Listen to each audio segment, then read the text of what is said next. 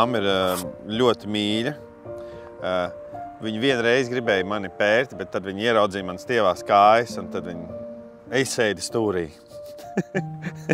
Tā kā viņa ir nenormāli mīļa un jauka. Tāda īsta mamma. Ja būtu jāraksturo mamma, tad es zinu, kas ir mamma.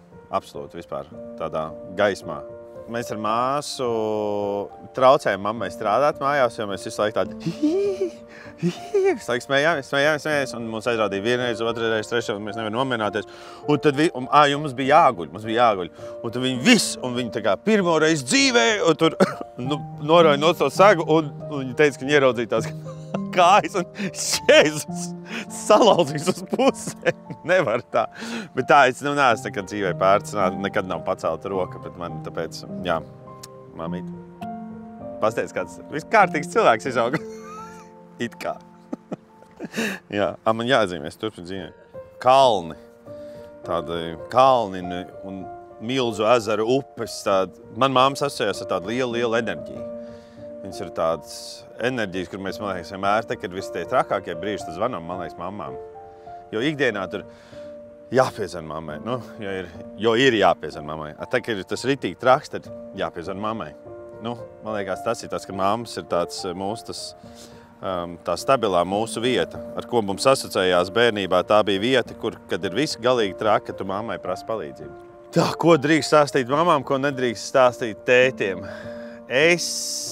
Zini, ja man jāsaka godīgi, man ar abiem vecākiem bija tā, ka var stāstīt. Bet tagad tētis ir diezgan pamainījies krietni pēdējos 20 gadus, bet pirms tam viņš bija ļoti liels tāds pedants, un ja kaut kas saplīs, tad labāk viņu norīja. Vai patslēp, tur būs cauri. Jā. Bet mammai varēja stāstīt, jā. To varēja stāstīt. Bieži saka tā, ka tu apreci savu māmu, un man šķiet manā gadījumā nedaudz tā arī ir. Kaut kāds tās iezīmes ir tomēr līdzīgas, jo viņa ļoti mīloša māma. Man bija ļoti svarīgi, ka man ir sieviete, kas manu bērnu ļoti mīlēs un lolos un rūpēsies, ka viņai būs šie katru rītu Aija tur klēpī Elizabete, katru rītu viņai mammas klēpjas. Man liekas, tā ir tā viena lieta, kas jau raksturo viņu kā māmu, ka viņai ļoti svarīga tā uzmanība tam bērnam. Es gribu pateikt lielu paldies, ka tu mīli mūsu meitiņu tik ļoti un tik spēcīgi un tik stipri. Paldies, ka tu to savu vīru izturi.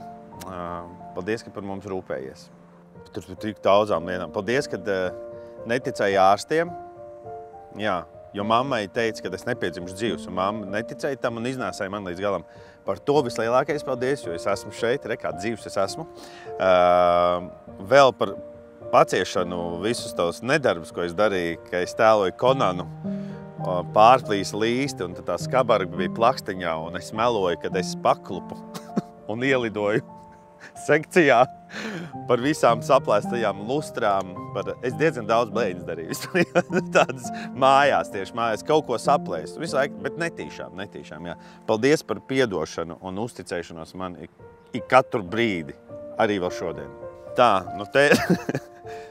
tur ir sirsniņa. Es vienkārši izcēlējos, ka es bērnībā mīlu tevi, mammīt, un tās mammas tie kalni. Tie ir tie kalni, nepaspēja, ar sniegotām galotnēm. Te viņi ir tie kalni. Te vēl būtu upe, bijusi upe vai arī jūra, un te ar tādu laiviņu. Lūk, šitā te. Tagad pabeigts.